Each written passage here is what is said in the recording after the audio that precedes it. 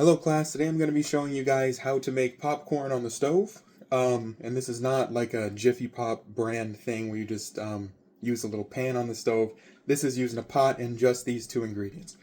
So the first thing you got to do is you got to get the ingredients from the store. You need the popping oil and you need the kernels. You can find both of these things right near the microwave popcorn, usually on the end, not on the end cap, but right at the end of the aisle, right next to the microwave popcorn. For the tools you need a bowl for the popcorn to go in. You need a pot. You need a top. The top is going to be very important. Orville Redenbacher is the best brand in my opinion for the oil and the kernels, but don't be afraid to branch out.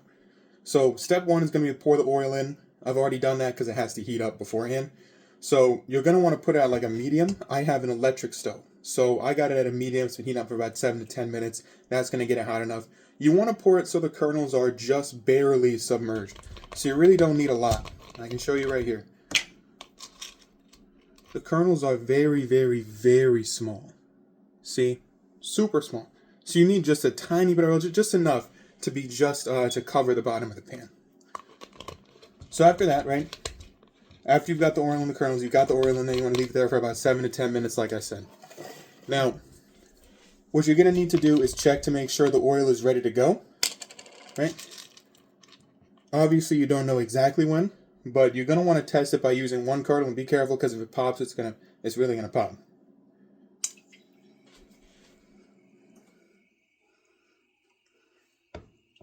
Alright, so this one isn't hot enough yet, it's going to take a few minutes. So one of the reasons that I prefer this method to microwave popcorn, obviously it takes a little bit more time than microwave popcorn, it's a little less convenient, but it tastes so much better.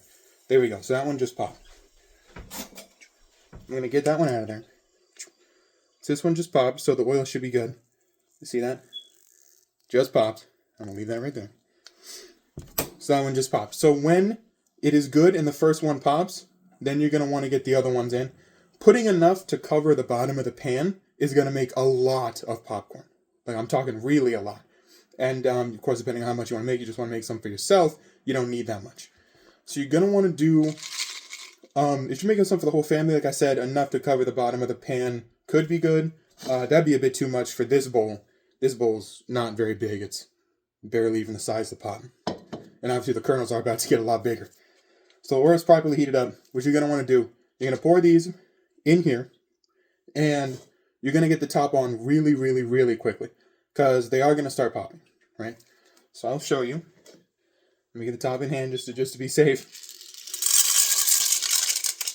Okay, we're going to get some in here. And it's going to get loud in a minute as they start popping. Very, very loud. You might not be able to hear me. So like I was saying, this is a lot more tasteful than the microwave popcorn. You can control how much butter is on it, of course. Another thing you can buy right in the popcorn aisle are these tiny little shakers, and they have different flavors in them.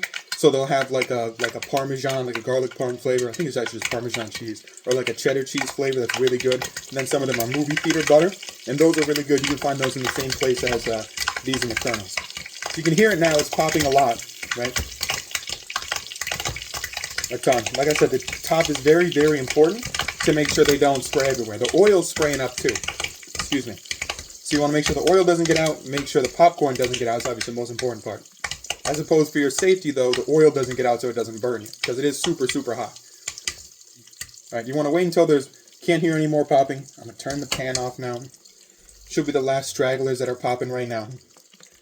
I'm going to shake it up a bit. Shake it around. See, then we get a few more. All right. I think it's good now. I'm going to take the top off. Still be careful, right? Still be careful. It's not going to pop up in your face or anything. And, see, like that. Then pour it right in. And just to be safe, I'm going to get this back on the top. I'll do the rest of this. So that's going to make you... And again, you saw I did not pour a lot in there. But I got a nice, full bowl of popcorn. Like I said, it provides a much better taste than microwave popcorn. It's still very easy. Doesn't take very long. 10 to 15 minutes. And it gets you a lot closer to that movie theater butter taste that we all know is the best. So if you guys are looking for a snack, it's a low-calorie snack. You guys are looking for a snack like that you can make yourself, and you can make varying amounts. You want to make a lot for the family or just a little for yourself. This is something that's perfect. All right, that's all.